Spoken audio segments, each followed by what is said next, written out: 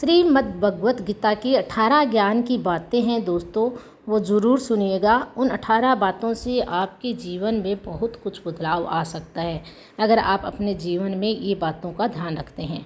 Number 1 आता है कि जवानी में जिसने ज़्यादा पाप किए हैं उसे बुढ़ापे में नींद नहीं आती, उसे वह पश्चाताप में बिताते हैं। नंबर 2 पे बात आती है कि भगवान ने जिसे संपत्ति दी है उसे गाय रखकर सेवा करनी चाहिए, इससे भगवान खुश होते हैं, प्रसन्न होते हैं। नंबर 3 पे आता है जुआ, मदिरा, पान, परस्त्री, गमन, हिंसा, असत्य, मद, आसक्ति और निर्दयता, इन सब में कलयुग का वास है, इसलिए इसका और एक नाम है घोर कलयुग। नंबर 4 आता है अधिकारी शिष्य को, यानी जो ज्ञान प्राप्त करने परिश्रम करते हैं उसे सद्गुरु अवश्य मिलता है। इन बातों का बहुत महत्व होता है दोस्तों, इसलिए इन 18 बातों का ध्यान रखना चाहिए अपने जीवन में। नंबर 5 आता है सुख और आनंद मनुष्य के भीतर ही निवास करते हैं, परंतु मनुष्य उसे स्त्री में, घर में और बाहरी सुख प्राप्ति के लिए ढूंढ रहा है। अगला पॉइंट आता है कि श्री कृष्ण कहते हैं कि भगवान उपासना केवल शरीर से ही नहीं बल्कि मन से भी करना चाहिए। ईश्वर का वंदन उन्हें प्रेम बंधन में बांधता है।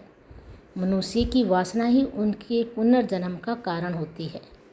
अगला पॉइंट आता है कि मनुष्य इंद्रियों के अधीन है, इसलिए उसके जीवन में विकार और परेशानियां आती है।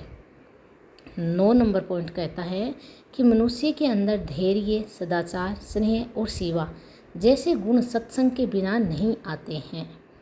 10 नंबर पॉइंट कहता है कि श्री कृष्ण कहते हैं जिस प्रकार शरीर से वस्त्र मेल होने पर बदलते हैं, ठीक उसी प्रकार मन में यानी हृदय में मैले होने से उसे निकाल देना चाहिए।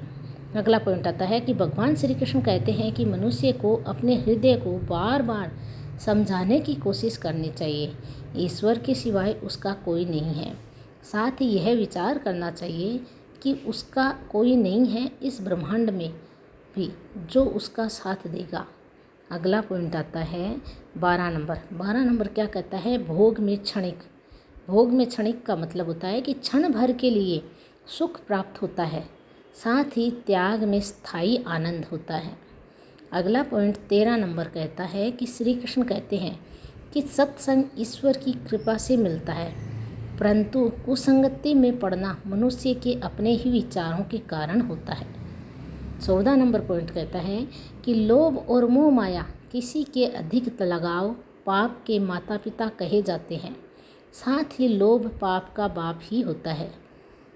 नंबर 15 कहता है कि श्री कृष्ण कहते हैं कि स्त्री का धर्म है कि रोज़ तुलसी और पार्वती का पूजन करे, इससे उनकी सुख समृद्धि हमेशा बनी रहती है, उसके लिए दुख के कारण कम बनते हैं।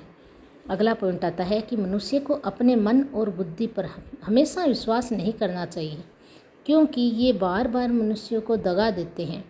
खुद को निर्दोष मानना बहुत बड़ा गुनाह साबित होता है, इसलिए इस बात का ध्यान रखना चाहिए। नंबर 17 पॉइंट आता है कि पति पत्नी पवित्र रिश्ता बनाए रखने से भगवान पुत्र के रूप में उनके घर आने की इच्छा रखते हैं। लास्ट पॉइंट आता है 18 नंबर, वो क्या कहता है कि भगवान इन सभी कसौटियों पर कस कर जांच परख कर ही मनुष्य को अपनाते हैं, इसलिए मन में गलत विचार नहीं रखना चाहिए।